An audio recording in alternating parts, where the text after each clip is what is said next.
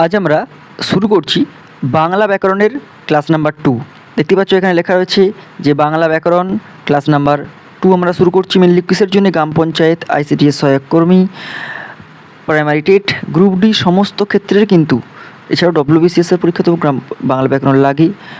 তো আমরা আজকে বাংলা ব্যাকরণের ক্লাস নাম্বার 2 শুরু করছি। ক্লাস নাম্বার 1 সমার্থক শব্দ আলোচনা করেছিলাম, আজকে আমরা ক্লাস নাম্বার 2 শুরু করছি। চ্যানেলে এরকম পরপর ভিডিও পাওয়ার জন্যে আপনারা অবশ্যই চ্যানেলটি সাবস্ক্রাইব করে রাখুন, পাশ থেকে বেল আইকনটি প্রেস করে রাখুন। যারা ছোটো ছোটো মা থেকে ছোটো ভাই বোনেরা আছো তোমরাও সাবস্ক্রাইব করে রাখো, পাশ থেকে বেল আইকনটি প্রেস করে রাখো এবং বন্ধু বান্ধবীদের মধ্যে শেয়ার করে দাও, ভাই বোনের মধ্যে শেয়ার করে দাও, প্রত্যেকেই যেন ভিডিও থেকে উপকৃত হতে পারে। ওকে, চলে আসি সরাসরি প্রশ্ন অ্যান্সারে। একদম প্রথম যে প্রশ্ন দেখতে পাচ্ছি, হরফ দৃষ্টিগ্রাহ্য হলে দল হলো।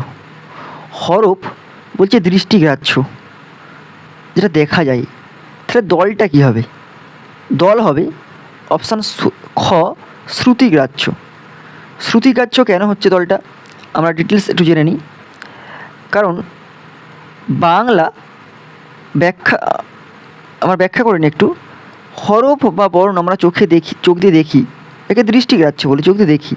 কিন্তু দল বা সিলেবল হলো মূলত উচ্চারণের একক, আমরা কান দিয়ে শুনে দলের বিভাজন বুঝতে পারি, তাই দল হলো শ্রুতিগ্রাহ্য। ক্লিয়ার হলো? এবার আমরা নেক্সট চলে আসি। দেখতে পাচ্ছি 2 নম্বর দল হলো কী ধরনের শব্দ বিভাগ? 4টে অপশান দিয়ে আছে: উচ্চারণ ভিত্তিক শব্দ বিভাগ, লিপি ভিত্তিক শব্দ বিভাগ, বর্ণভিত্তিক শব্দ বিভাগ, না কোনোটিই নয়।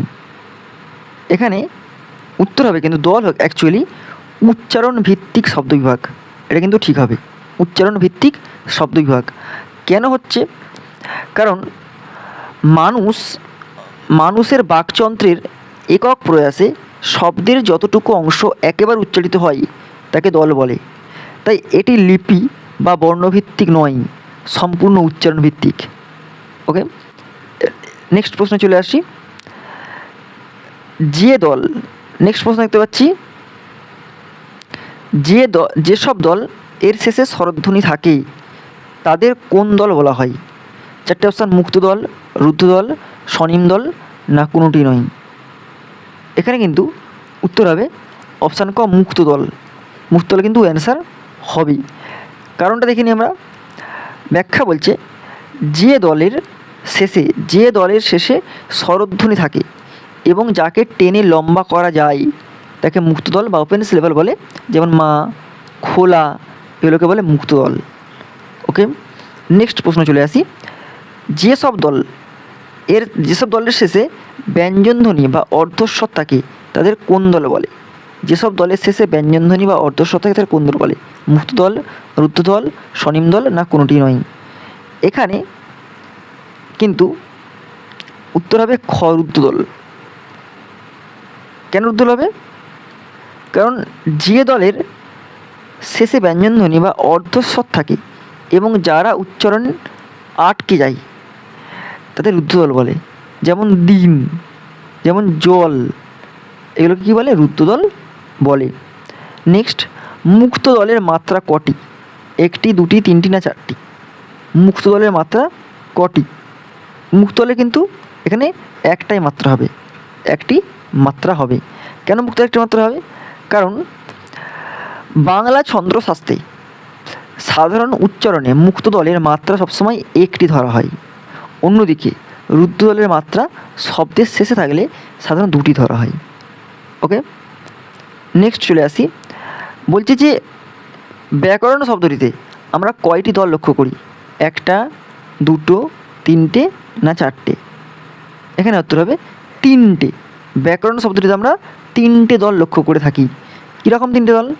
যেমন ব্যাকরণ, ব্যাকরণ কটা? 1টা, 2টো, 3টে।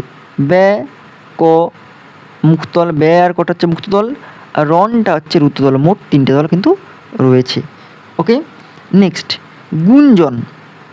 গুঞ্জন শব্দটিতে আমরা কয়টি দল লক্ষ্য করি? 1টা, 2টো, 3টে, না 4টে?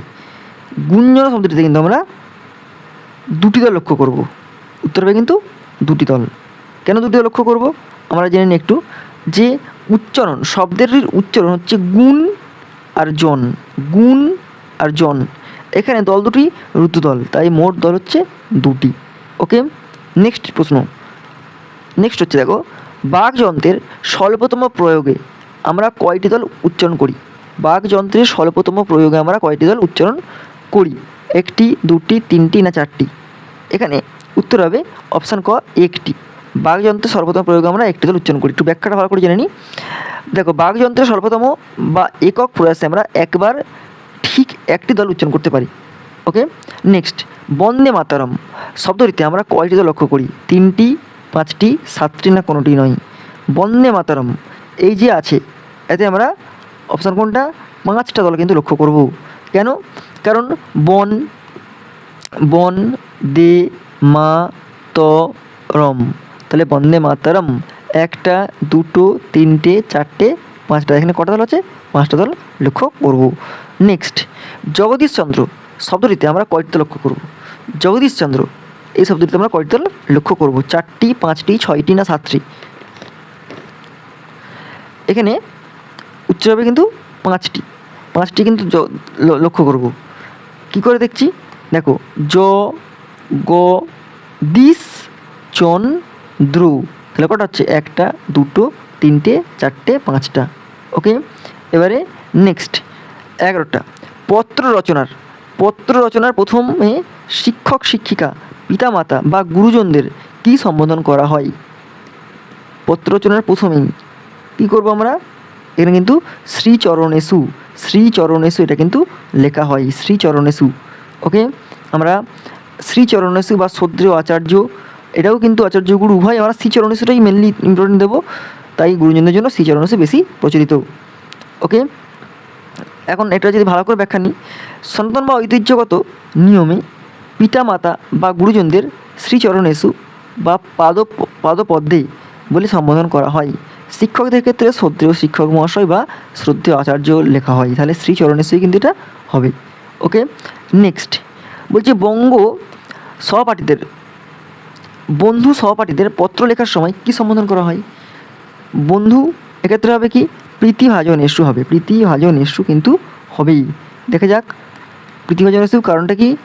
সমবয়সী বন্ধু বা সহপাঠীদের চিঠি লেখার সময় প্রিয় অথবা প্রীতিভাজন এসু বা যিনি প্রীতির পাত্র সম্বোধন করা ব্যাকরণসম্মত।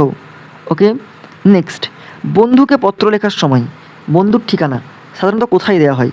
বন্ধুর ঠিকানা আমার ঠিকানা নয় কিন্তু, পত্রের উপরে বাম দিকে, পত্রের উপরে ডান দিকে, পত্রের নিচে বাম দিকে, পত্রের নিচে ডান দিকে। আমরা বন্ধুর ঠিকানা কোথায় দিই? আমরা কিন্তু বন্ধুর ঠিকানা দিই পত্রের নিচে বাম দিকে, এটা কিন্তু পত্রের নিচে বাম দিকে দিই। এই ঠিক এই রকম জায়গাতে আমরা যেটা দিই পত্র, এটাতে একটা পেজ হয়, পেজে এখানটা নিজের ঠিকানা, এখানটায় বন্ধুর ঠিকানা, এটা হচ্ছে নিজের, আর এখানটায় বন্ধুর, এখানটায় ইতি, তাই তো? তাহলে এটা হচ্ছে কি? বন্ধুর ঠিকানা, পত্রের নিচের বাম দিকে। ওকে, এবারে নেক্সট, বন্ধুকে পত্র লেখার সময় নিজের ঠিকানা কোথায় দেওয়া হয়? এটা কিন্তু পত্রের উপরে ডান দিকে হবে, পত্রের উপরে ডান দিকে কিন্তু এটা হবে, আমরা ঠিক এইরকম জায়গায় এটা দিই। ওকে, নেক্সট কোশ্চেন, ঈগল পাখি, ঈগল নামের যে পাখি এটা কোন সমাস? ঈগল পাখি, ঈগল নামের যে কোন পাখি এটা কোন সমাস? এটা কিন্তু চারটে অপশান আছে, তৎপুরুষ, কর্মধারায়, বহুব্রী, অব্যয়ীভাব। এখানে উত্তর হবে কিন্তু অপশান খ, কর্মবিভাব। কিন্তু ওই কর্মধারায় কিন্তু উত্তর হবে, উত্তর অপশান খ, কর্মধারায় উত্তর হবে। এটি একটি মধ্যপদলোপী কর্মধারা সমাস, ব্যাস বাক্যর মাঝখানে থাকে নামের যে প্রতিলোপ পেয়েছে তাকে বলবো আমরা কর্মধারা। এখানে উত্তরটা কী হবে? কর্মধারী সমাস কিন্তু উত্তর হবে। 16, বিশেষণের সাথে বিশেষ্যর যে সমাস হয় তার নাম কি? বিশেষণের সাথে বিশেষ্যর যে সমাস হয় তার নাম কি? চারটে অপশান, দ্বন্দ্ব, তৎপুরুষ, কর্মধারায় আর বহুব্রী। এর মধ্যে কোনটা হবে? এখানে কিন্তু উত্তর গ হবে কর্মধারায়, উত্তর গ হবে কিন্তু উত্তর গ হবে কর্মধারায়, কিন্তু এখানে উত্তর হবে। কেন কর্মধারায় হবে? কারণ দেখো বলছে সংজ্ঞা অনুযায়ী যেখানে বিশেষণ বা বিশেষণ ভাবাপন্ন পদের সাথে বিশেষ্য বা বিশেষ্য ভাবাপন্ন পদের সমাস হয় এবং পরপদের অর্থ প্রধানভাবে বোঝায় তাদের কর্মধারায় সমাস বলে। যেমন নীল যে আকাশ, নীল আকাশ। ওকে, এবার চলে 17 নম্বর, মৌমাছি, মৌ সংগ্রহকারী মাছি, এটা কোন সমাস? তৎপুরুষ, অব্যয়ীভাব, কর্মধারায়, দ্বিগু। মৌমাছি, মৌ সংগ্রহকারী মাছি, এটা কিন্তু উত্তর হবে কর্মধারয়। এটা কিন্তু উত্তর হবে অপশান গ, কিন্তু কর্মধারায় উত্তর হচ্ছে। কারণটা কি? কারণ ব্যাস বাক্যর মাঝখানের পদ সংগ্রহকারী লোপ পেয়েছে, তাই এটি মধ্যপদলোপী কর্মধারায় উত্তর হবে। নেক্সট, নিচের কোনটি কর্মধারায় সমাস? মুক্তাফল, হৃদয় অরণ্য, দুঃসহ না বিষধর? এখানে কিন্তু উত্তর আমার মনে হয় মুক্তাফল। ওকে, মুক্তাফলে কিন্তু উত্তর হবে মুক্তারূপ যে ফল, মুক্তাফল রূপক কর্মধারায় কী হচ্ছে? এটা রূপক কর্মধারায় হচ্ছে। অথবা মুক্তা সদৃশ্য ফল, মুক্তাফল উপমিত কর্মধারায় হচ্ছে। বাকিগুলোর মধ্যে হিরণ্যকে আমরা রূপক কর্মধারা হলেও সেটা মুক্তাফলকে এটা খাঁটি কর্মধারায় পদের উদাহরণ হিসেবে ধরতে পারি। নেক্সট, কোনটি কর্মধারায় সমাসের উদাহরণ? ইন্দ্রজিৎ, একরোখা, কালান্তর না ইহকাল? এর মধ্যে কোনটা কর্মধারায় সমাসের উদাহরণ? এখানে কিন্তু উত্তর হবে কালান্তর। কালান্তরটা কেন উত্তর হবে? কারণ এর ব্যাসবাক্য হলো অন্য কাল। এর ব্যাসবাক্য হলো কি? অন্য কাল। এটি নিত্য সমাস, তবে ব্যাকরণ অনুযায়ী অনেক সময় একে কর্মধারায় সমাসের অন্তর্গত মনে হয়। যেমন ইন্দ্রজিৎ, এর ব্যাসবাক্য হলো ইন্দ্রকে জয় করেছে যে। এটি উপপদ তৎপুরুষের সমাস। একরোখা, এটি ব্যাসবাক্য হলো একদিকে রোখা, এটি বহুব্রীহি সমাসের মধ্যে পড়ে যাচ্ছে। ইহকাল, ব্যাসবাক্য হলো ইহকাল যে, এটা কর্মধারায় সমাস পড়ছে। তাই এখানে আমরা মেনলি কী করবো? এখানে কিন্তু আমরা মেনলি কালান্তরটাকে দেব। ওকে, নেক্সট কোশ্চেন, একটি মধ্যপদলোপী কর্মধারায় সমাসের উদাহরণ দাও। গায়ে হলুদ, চাল কুমড়ো, বাদ্যযন্ত্র না ছায়াছবি? এখানে কিন্তু উত্তর হবে চাল কুমড়ো। অপশান খ কিন্তু উত্তর হবে চাল কুমড়ো, কিন্তু এখানে উত্তর হবেই। কেন চাল কুমড়ো? কারণ এর ব্যাসবাক্য হলো চাল যে কুমড়ো। এখানে মধ্যপদলোপী যে যেটা হচ্ছে লোপ পেয়েছে। এখানে এই যে যেটা, এটা কিন্তু লোপ পেয়েছে, এই যেটা লোপ পেয়েছে। ওকে, এরপর নেক্সট কোশ্চেন দিচ্ছে, যে কর্মধারায় সমাসের কোনটি কর্মধারায় সমাসের উদাহরণ? কোনটি কর্মধারায় সমাসের উদাহরণ? কাটাচোখা, কানাকানি, ঔষধ না ঋষিকবি? এখানে কোনটি কর্মধারায় সমাসের উদাহরণ হবে? এখানে কিন্তু উত্তর হবে অপশান ঘ। অপশান ঘ হচ্ছে ঋষি কবিটা কিন্তু উত্তর হবে। কেন উত্তর হবে? কারণ যিনি ঋষি তিনিই কবি, ঋষি কবি। এটি জজ সাহেব, রাজর্ষির মতো কর্মধারায় সমাসের একটা উদাহরণ পেয়ে গেলাম আমরা। নেক্সট 22 যেই তার দর্শন পেলাম আমরা প্রস্থান করলাম। এটি কোন জাতীয় বাক্য?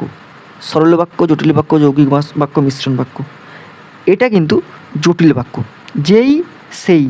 যেই পাচ্ছি এটা জটিল বাক্য। তবে অনেক ক্ষেত্রে কিন্তু এটা যৌগিকও ধরা হয়। আমি এটা প্রেফার করবো তোমার জটিলটা হচ্ছে মেন অ্যান্সার হচ্ছে জটিল। ওকে, জটিল হচ্ছে কারণ দেখো, যেই আর যেই মাত্র সেই মাত্র, এইগুলো সাধারণত অব্যয়পদ জোড়া থাকলে জটিল বা মিশ্র বাক্য হয়ে থাকে। তবে আমি বলবো জটিল বাক্য যৌগিক তো হবে, যৌগিক অনেক সময় হয়ে থাকে, তবে আমি জটিলটাই বেশি প্রেফার করবো। মিশ্র বাক্য হওয়ার কথা নয়, জটিলটা আমরা বেশি প্রেফার করবো। নেক্সট, তুমি না বলেছিলে আগামীকাল আসবে? কোন প্রকার বাক্য? নাবাচক, হ্যাঁবাচক, প্রশ্নবোধক, বিশ্বাসযোগ? তুমি না বলেছিলে কাল আসবে, তুমি না বলেছিলে, তাহলে কী হচ্ছে এখানে? কাল আসবে। এখানে প্রশ্ন থাকা ভালো করে, এখানে কী চিহ্ন রয়েছে? প্রশ্নসূচক চিহ্ন রয়েছে, তাই চোখ বুঝি গুপ্ত অপশান গ হবে, প্রশ্নবোধক বাক্য হবেই। ওকে, এবার নেক্সট, এখানে একটি আদর্শ বাক্যের কয়টি গুণ থাকা আবশ্যক? 2টি, 3টি, 4টি, 5টি? একটি আদর্শ বাক্যের কটি গুণ থাকা আবশ্যক? এখানে কিন্তু মিনিমাম 3টে গুণ থাকা কিন্তু অবশ্যই প্রয়োজন একটা আদর্শ বাক্যের। কী কী 3টে গুণ আমরা দেখে নিই। আকাঙ্ক্ষা একটা ইম্পর্টেন্ট গুণ। আকাঙ্ক্ষা, যোগ্যতা এবং আসক্তি, এই 3টে গুণ কিন্তু তবে একটা সার্থক বা আদর্শ বাক্য তৈরি হয়। নেক্সট যে প্রশ্ন আছে, রাবণ সীতাকে হরণ করিয়াছিলেন কোন প্রকার বাচ্য? রাবণ সীতাকে হরণ করিয়াছিলেন কোন প্রকার বাচ্য? কর্তৃবাচ্য, কর্মবাচ্য, ভাববাচ্য না কোনোটি নয়? এখানে উত্তর হবে কিন্তু কর্তৃবাচ্য। কর্তৃবাচ্য উত্তর হবে। কেন কর্তৃবাচ্য উত্তর এখানে হবে একটু দেখে নাও ভালো করে। যে বাক্য কর্তার অর্থাৎ কাজটি যে করছে প্রাধান্য থাকে এবং ক্রিয়াপত্রী কর্তার অনুসারী হয় তাকে কর্তৃবাচ্য বলে। আলোচ্য বাক্যে রাবণ হলো কর্তা এবং হরণ করিয়াছিলেন ক্রিয়াপত্রী সরাসরি কর্তা রাবণের পুরুষ এবং বচন অনুযায়ী ব্যবহৃত হয়েছে, তাই এটি কর্তৃবাচ্য উদাহরণ হবে।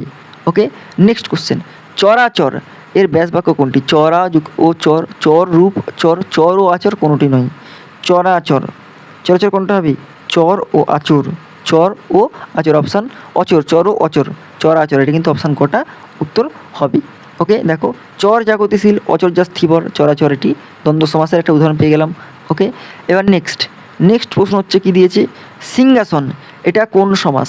4টে অপশান আছে সিংহাসনে, ষষ্ঠী তৎপুরুষ, মধ্যপদলোপী কর্মধারায়, নিমিত্তার্থে চতুর্থী আর নিত্য সমাজ। এটা উত্তর হবে কিন্তু মধ্যপদলোপী কর্মধারায়, কিন্তু এটা অ্যান্সার হবে। মধ্যপদলোপী কর্মধারায় কেন অ্যান্সার হবে? কারণ সিংহ চিহ্নিত আসন সিংহাসন, সিংহ চিহ্নিত আসন সিংহাসন, মাঝখানে চিহ্নিত পত্রে লোপ পাবে, এখানে মধ্যপদলোপী কর্মধারায় কিন্তু হচ্ছেই। নেক্সট, নিচের সমাসবদ্ধ পদগুলোর মধ্যে কোনটি কর্মধারয় সমাস? উপদ্বীপ, চতুষ্পদী, দশানন না মহাকাব্য? এর মধ্যে কোনটা হবে? এখানে কিন্তু উত্তর হবে ঘ, মহাকাব্য। মহাকাব্য কিন্তু এখানে অ্যান্সার হবে। মহাকাব্য কেন হবে? মহাকাব্য কারণ মহান যে কাব্য, মহান যে কাব্য, মহাকাব্য এটি একটি সাধারণ কর্মধারয় সমাস, বাকিগুলো কিন্তু নয়। ওকে, নেক্সট, বহুব্রীহি সমাসের একটা উদাহরণ দাও।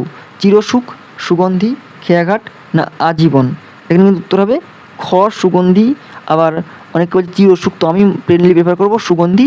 শোভন থেকে সৌন্দর্যের গন্ধ হচ্ছে সুগন্ধি। এটি অন্য একটি বস্তু কি, অর্থাৎ ফুল বা পারফিউম হয়ে যাচ্ছে, তাই এটা বহুব্রীহি সমাস হবে। কোনটি বহুব্রীহি সমাসের উদাহরণ? এটা দেখো, ওলকপি, কবিগুরু, আটঘাট না উন পাজুরে? এটা কিন্তু উত্তর হবে উন পাজুরে। উন পাজুরে কিন্তু একটা উত্তর হবে বহুব্রীহি সমাসের উদাহরণে। উন পাজুরে কেন হচ্ছে? কারণ এর ব্যাসবাক্য হলো উন পাঁজর জারিনি, প্রত্যন্ত বহুব্রীহি সমাস। এখানে পূর্বপদ এবং পরপদ বা পরপদের প্রাধান্য না হয়ে দুর্বল বা হতভাগ্য অর্থ প্রকাশ করেছে, তাই এটা উন পাঁজরে কিন্তু উত্তর হবে। এই 30টা আজকে আমি বাংলা ব্যাকরণের কোশ্চেন অ্যান্সার দিলাম। আমাদের নেক্সট ভিডিও যেটা হবে সেটা হচ্ছে যে ভাবধারা, প্রায় 250-এর উপর ভাবধারা দেবো। তোমরা কিন্তু এরকম ভাবধারা, এরকম পরপর কোশ্চেন অ্যান্সার বা ডিটেলস পড়া, মানে ভাবধারার পুরো ডিটেলস পড়াবো। বা এর আগে আমরা সমাসের এর আগে আমরা পড়িয়েছিলাম তোমার হচ্ছে সমার্থক শব্দ, সেখানেও খুব সুন্দর করে ডিটেলসে পড়েছিলাম। এরকম পরপর ভিডিও পেতে তোমরা কিন্তু অবশ্যই চ্যানেলটি সাবস্ক্রাইব করে রাখার পাশে থাকবে বেল আইকনটি প্রেস করে রাখো।